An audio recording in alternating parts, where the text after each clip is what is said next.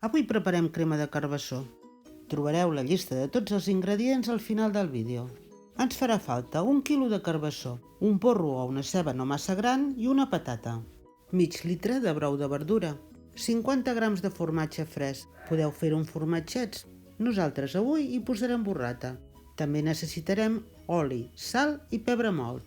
Per començar rentem el carbassó, retirem les puntes, el tallem a daus i reservem. Rentem el porro, el tallem a rodelles i reservem. Pelem la patata i la tallem a daus.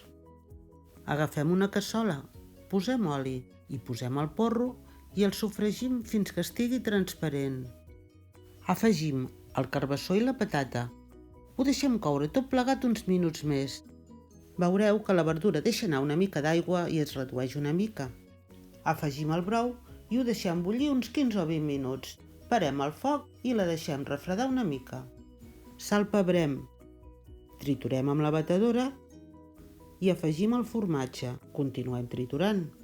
Si la voleu fer amb robot, a la recepta del blog trobareu els dos sistemes. La tastem i, si cal, rectifiquem. Si la voleu molt fina, la podeu passar per al colador xinès.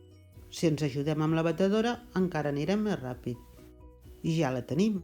A l'hivern la podem servir calenta amb uns crostonets de pa i a l'estiu freda amb una mica de tomàquet sec i unes fulletes d'alfàbrega.